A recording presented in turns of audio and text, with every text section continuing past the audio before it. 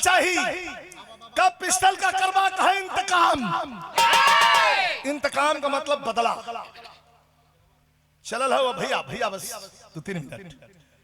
इंतकाम मतलब बदला। और वो चंद्रशेखर आजाद से पिस्टल लेके और 6 गोली लोड करके और जब बढ़ा लो आगे बंगला पर खन्ना दरोगा के तब बिरहा कराए तेरे पड़ गए मास्टर।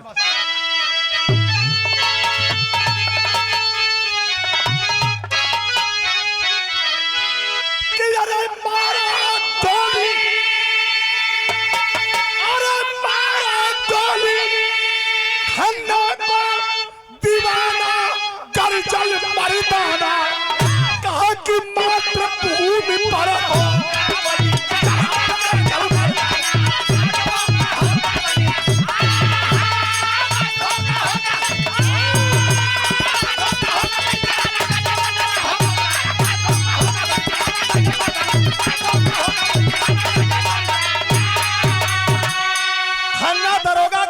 पहुंचल। जो वही बुलेट लेके बाहर निकल रहा था तार तार तार 3 गोली मरस। हथियार असलहा रखले का मोल ना जकर जिगरा हुआ रखला चलावे बदे भी जिगरा चाह। एक जने हमरे के दुनाली बंदूक है उनकर दयादी में झगड़ा भइल कुला के पीट पाट दे हमरा लेके बंदूक निकाल लगना भाजे कहा त मार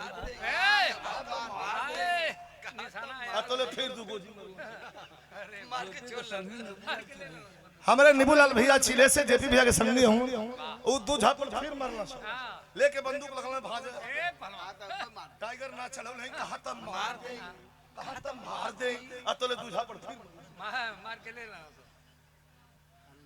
सम्मान पर बात आ जाए। अरे वाह तू तो जानता है भैया भैया बाबू तो जरूरी ना कि चला दे ओके उठावे ना अपने सुरक्षा बदे जब उठा ले तो तलवार पहले जब बहादुरन का तलवार म्यान से खिंचा जाए तो बिना खून ले अंदर न जाए। एक अर्थ गलत मत लगिया कि हम कहीं जब उठा लेला तो कोई चलाई दा तो कोनो जरूरी है कोई के छाती चला देबा डरवाओ बदे हवाई फायर भी हो सकेला। अब खाली ओके नहीं कहीं मत मारा खाली फायर कदा अब लेके छटका तो जुटे कहा था मार दे तो मतलब 2 पड़ा का कहा था मार दे कहा मतलब 2 पड़ा का ई कहा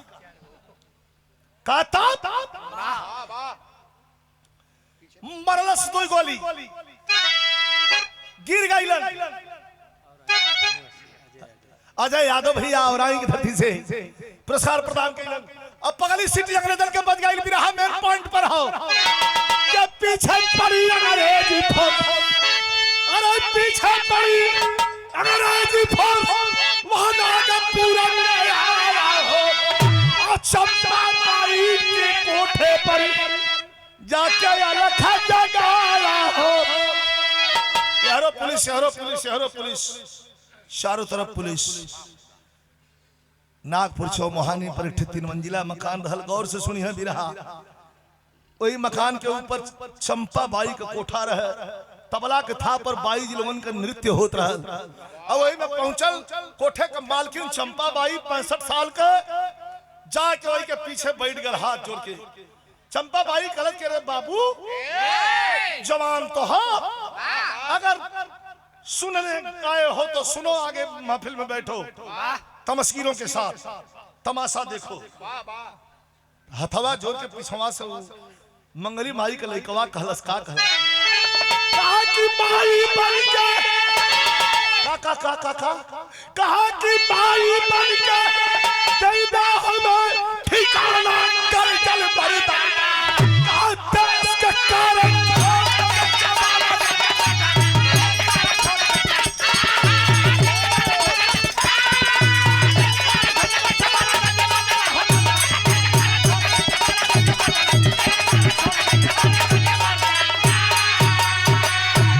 और ये 200 रुपए का पुरस्कार शिवधारी यादव जी टिल्ठी की धरती से भैया के द्वारा 200 रुपया पुरस्कार, बहुत बहुत धन्यवाद। कलश की माई बन के देदा हमें, हमार माई बन जाइबू। चंपा बाई कलश करे कैसन बतियावत हुए तो कहाँ घर है?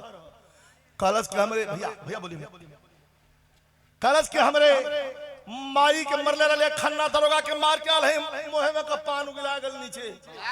करे मोरी माई तही हवे रे, तही मार के भागल हुए, पागल जैसी पुलिस खोज रही है तुझे। कह हमें मरले है, हमारे माई के मरले रहे। भैया के अब बोला था तो यहाँ आवाज ना हो। ए भाई, हेलो हेलो, प्लीज यार डिस्टर्ब मत करो। हमारे माई के मरले रहे खन्ना दरोगा, यहाँ बिना माई वाला कोई ना हो। केहू जवान लड़का है, केहू के माई के केहू आके हाथ चला दे तो लड़का जियत हो तो करे जियले धीरी खा। मरली अपने माई का बदला ले ली। हमारे माई बन जेबू, हमारे माई ना, अखिया में आंसू भर के कलश की हमारे माई ना तो हमारे माई बन जेबू। चंपा बाई के करजवा में हंप दे तीर गड़ गई। करे बाप रे बाप, एकर बतिया हमरे रोम रोम के जोन बाय तमन खड़ा कर देहलस। ले गई घर में बैठौलस, कहे बेटा तनी आप बिरहा लगल बुंदेलखंडी आला लगा मास्टर।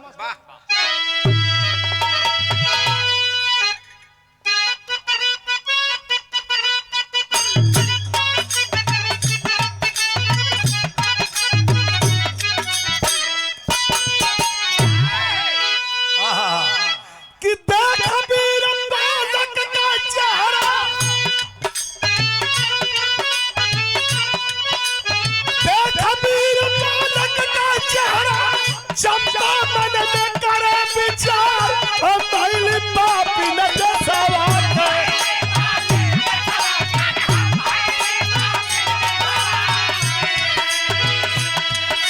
यह कैल देहिरा के व्यापार, कब देश के काम लई।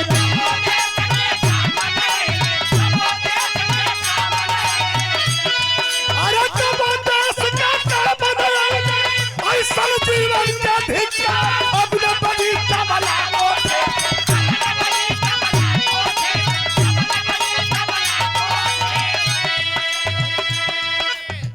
डॉक्टर शिव मंगल यादव जी हमारे छोटे भाई, साइफाई महोत्सव में मुलाकात हम लोगों की हुई थी ना।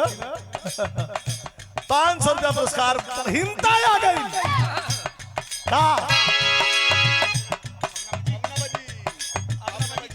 कहा कि अब न बनी तबला ओठे।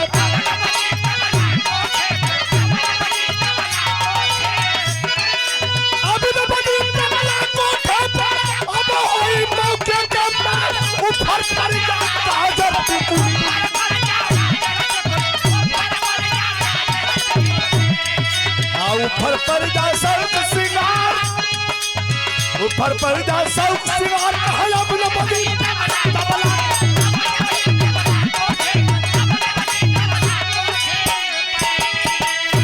ए बेटा अब जौन होई तो हम देख ले जरो। देखा ई कोठा के तवायफ का सहयोग यही जरा हो बेटा। अब जौन होई हम देख ले। आइल बहरे निकलल कल, सुनो सुनो सुनो, आज से ये नाच गाना बंद। जितनी तवायफे हैं अपना धंधा रोजगार खोज लो। ओकर लड़का रहल 20-21 साल का, चुन्नी लाल 24 साल का, तबला उबला बजावे कहे करे माई दिन भर में 3 बार दाल भात पर चोखा पापड़ खोजे थे। ई कनवा बजनवा ना हुई तो कहां से घोटबी कहे तय अपन देख ले, हम अपन व्यवस्था कर ले। पहले तो 10 छुरा रखले रहे, छुड़ा का करे। वाह वाह वाह, बारे गुरे। सारी पट्टी की धरती से हमारे बड़े भैया आदरणीय श्री हरि राम यादव जी ये 500 रुपया पुरस्कार देके मान बढ़ोलन है। यही जरा बेटा जो रोहित तो देख ले, बस सबके इतला देहलस, खबर देहलस। सुना केहू जाने जबान खोल दला तो फिर कटे छुड़ा रख ले रहल 10 केहू जाने जबान खोल दला तो कैसे मास्टर।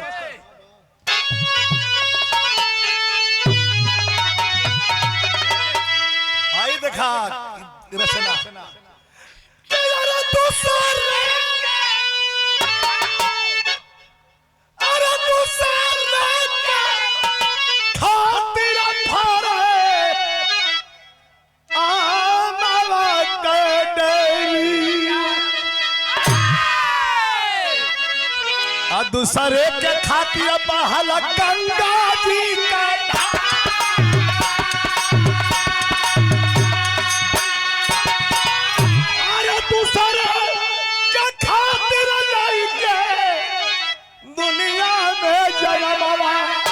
चंपा बाई देसावा का कैला साहू पक्का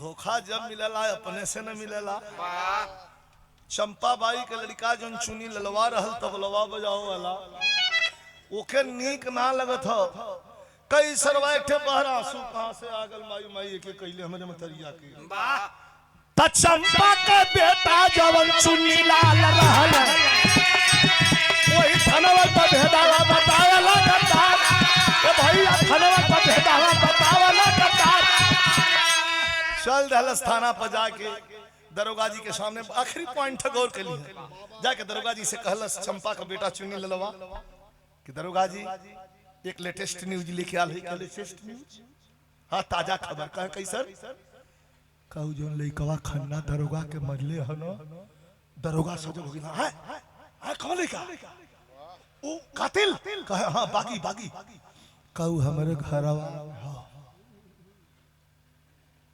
कहला तने गोजी लिया तरे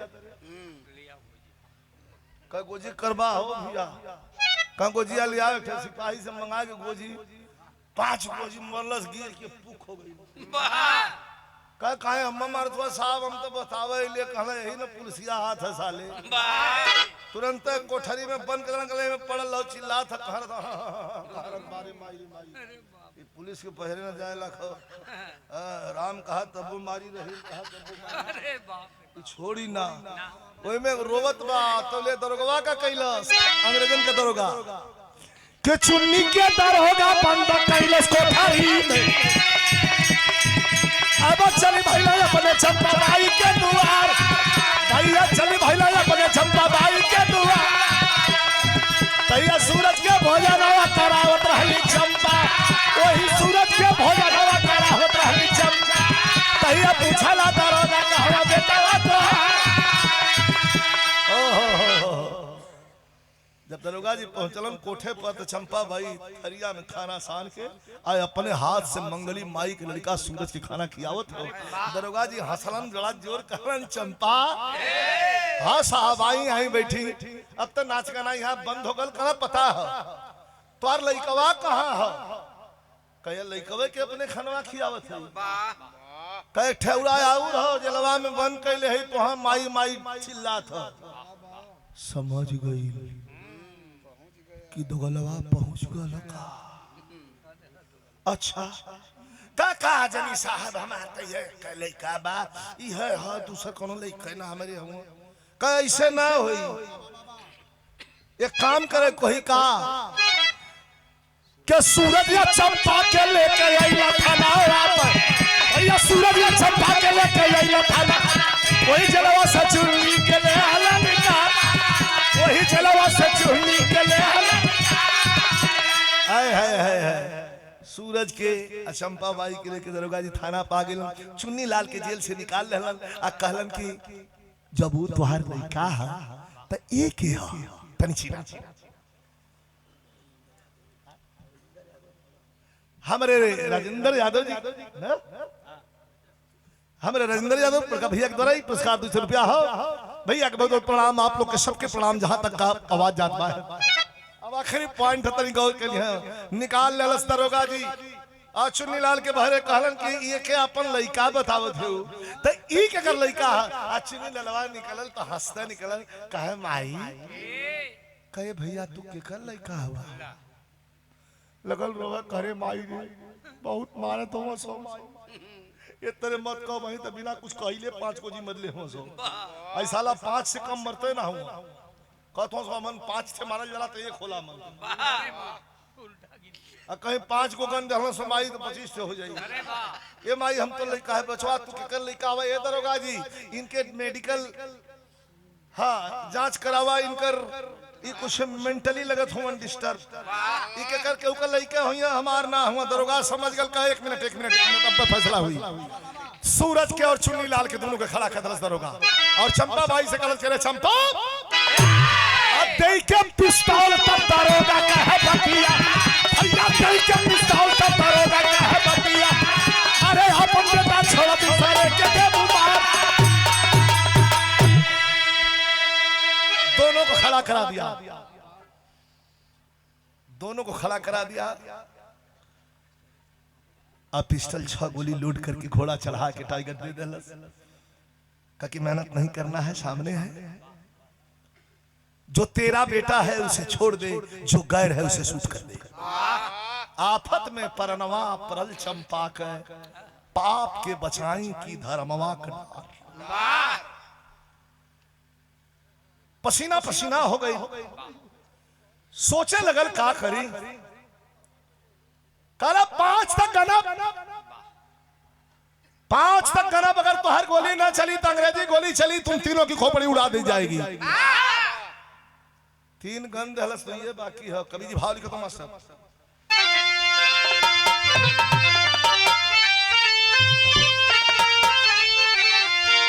क्या धर्म का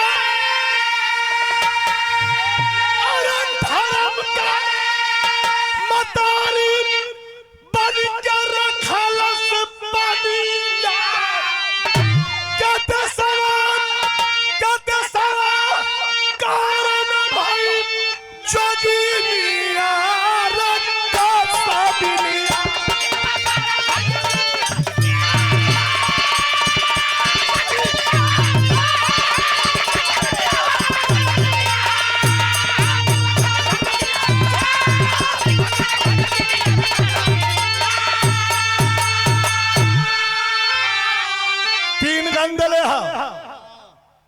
तार गोली चली 3 गन दिले ह ये गने के ह सोचत हो सोचा चंपा यह चुन्नी रही के तबला ताल बजई है अगर अपने बेटा चुन्नी लाल के छोड़ दे अरे वाह तई तबला बजई है दिन भर घूम घूम निरोध बेची है खराब चीज थोड़ा ना अभी है। अच्छा सुरक्षा कवच लेकिन का जगह एड्स लेके आवा वहां से लो वाह बारे बिल्कुल जरूरी है कहा अरे भाई ब्लैक निर्विरोध ब्लैक में देखा ब्लैक निर्विरोध गुरु है। अरे राम राम राम हे भगवान हे प्रभु जा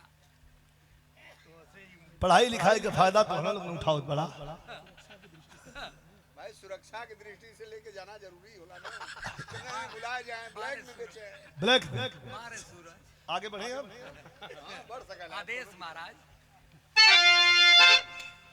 अगर निर्विरोध हो गलो खत्म हम आगे जा बड़ा लेके चले ना कलिता में का सोचा था सोचा चंपा हमार बेटा चुन्नी रही के तबला ताल बजाई है लेकिन सूरज बेटा रही के हमारा देश प्रेम दिखा नहीं है मरल सचुन्नी के जोगिनिया रे कसबिनिया है 4 बोलही वाला रहल अतले तार 3 गोली अपने सगे बेटा के बाएं तरफ सिस्टम पर मार दलस गिरा लगल जब चुन्नी ललवा तो आहिरे माई हमके मार देली माई करे माई हम सच्चो तो लइका ना है हम कहीं से उठा के लिया ललिकारे माई कही के धरती पर गिरे लगल है ममता का सागर छलक न गया बड़ा पावन रिश्ता मतारी या बेटा का लेकिन एक तरफ देश दूसरे तरफ यह पावन रिश्ता, वह माँ चंपाबाई देश को चुनती है, बेटे को नहीं चुनती है। अगर हमार बेटा रही तो तबला बजाई, अटकसट काम करी, संगीत गाई, सूरज बेटा रही के हमरो देश प्रेम दिख रही है। भारत माँ से सकराई आजाद करवाना जरूरी है। ये 200 साल की गुलामी को तोड़ने का प्रबंध यही हमारे बच्चे करेंगे, मेरा बेटा नहीं करेगा, चुन्नी लाल नहीं करेगा। जब आए हैं माई मार देली हम तो ममता का सागर छलक गल का कैलस, माई कही के चुन्नी गिर गए, चंपा तब घबराई, अरे पुत्र की ममता सहन सकी, अकोली सीने में खाई कि माटी हो गई बदनिया।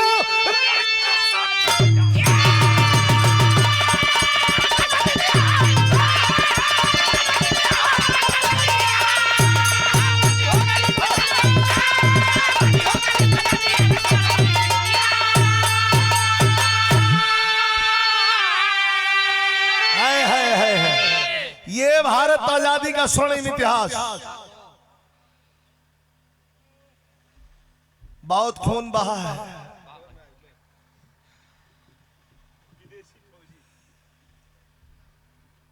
आदरणीय श्री विदेशी यादव इंडियन आर्मी के नौजवान फौजी भैया है, इस भाव पर प्रदान किए हैं कि माई कह के चुन्नी गिर गए, चंपा तब घबराई, पुत्र की ममता सह न सकी, गोली सीने में खाई, माटी हो गई बदनिया।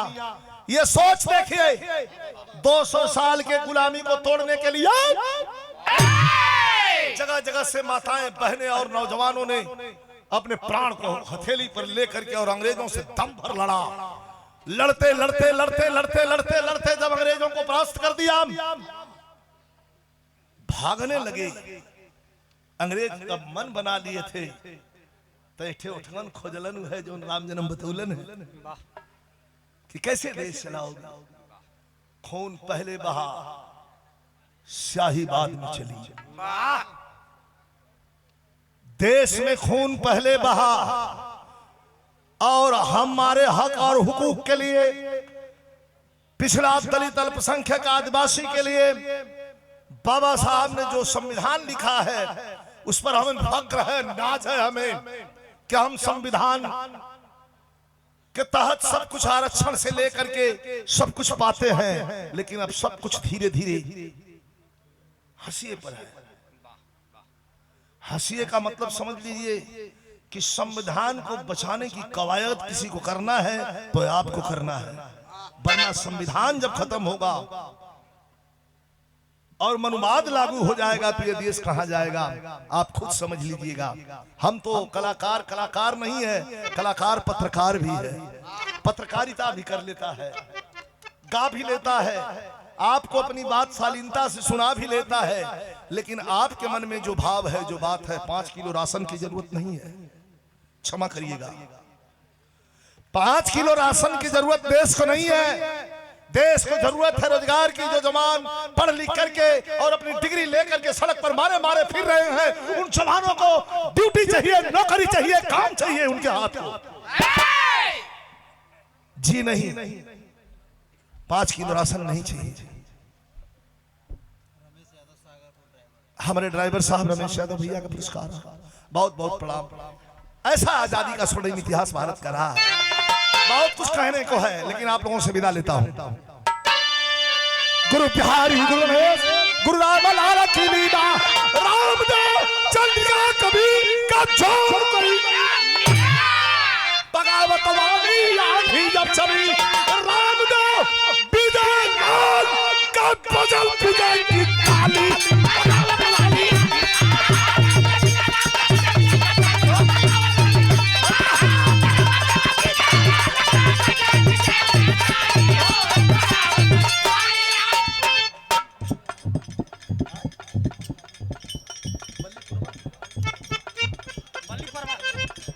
आदरणीय हमारे बड़का भैया श्री लक्ष्मण यादव जी बल्ली परवा की धरती से 100 रुपया पुरस्कार दे। बहुत बहुत प्रणाम, आप सबको प्रणाम, सब भैया के प्रणाम, बहुत बहुत धन्यवाद।